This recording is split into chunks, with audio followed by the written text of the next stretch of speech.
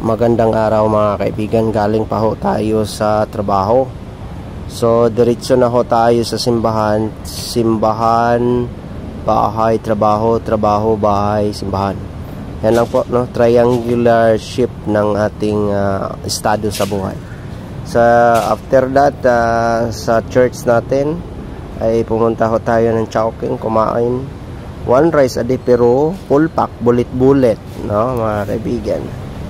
So kung makikita natin dito, ito yung kinakain na natin mga kaibigan. Kasi nag-promo sila, it's around 300. Ito na yun lahat, no, 300.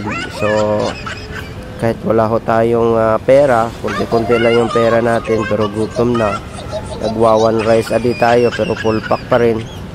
So kain na lang tayo mga kaibigan. Good afternoon sa lahat, no mga kaibigan. It's around 1 o'clock na tayo ngayon. Galing pa tayo sa church. So welcome sa lahat ng SDA Church na naghihintay sa second coming ng Jesus Christ natin.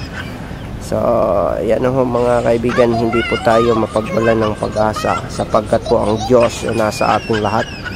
Kahit pinag sa atin yung panahon, kasi pinagyayanit po ang Davao region ng lindol na 7.6. It's around 9:43 AM kahapon, habang tayo po'y naka-duty sa stasyon mga kaibigan, ay bumabaho tayo. Parang nakasakay ho tayo ng flying saucer mga kaibigan. So it's the morning, 9:43 yun nangyayari. So as of now, we are here in Chowking from the church. Tayo na lang po ay kakain dito. For that matter mga kaibigan, Diyos lang po ang may alam sa lahat sa mundong. Alam naman ho natin mga kaibigan, ang mundong ito ay hindi po natin pinag-aari, no? Hindi po kita ang may-ari. Kaya sa lahat ng panahon ho ay may kakatapusan at may pagsisimula na naman. So yan po ay mababasa natin sa loob mismo ng chapter 3 verse 1 ng Ecclesiastes to 7, no? Chapter 3 verse 1 to 7, na kung saan may panahon para sa lahat, no? May panahon na tayo kumain, may panahon na tayo po pinanganak, may panahon na tayo po ay lumaki, na kung saan tayo ay tumira. Naging mayaman ho tayo, nagiging sikat ho tayo, or ano man tayo sa standing ng buhay ho natin. Kaya isa lang ang natin, wag lang nating pababayaan ang Diyos na nasa langit, na siya pong lumalang sa ating lahat. It should be one of the most greatest weapon of this universe. No other one that is not ammunitions. It's the prayer. All of us mga kaibigan. Yan lang ho mga kaibigan ang ating pinagkukunan ng lakas, the strength of what we are right now. Just to be free, because there is a lot of prophecy na kung saan ay mababasa ho natin at hindi po natin ma-predict. But there is a prophecy which is there is a reminders coming from heaven. Earthquake is one of the reminders from the heaven mga kaibigan.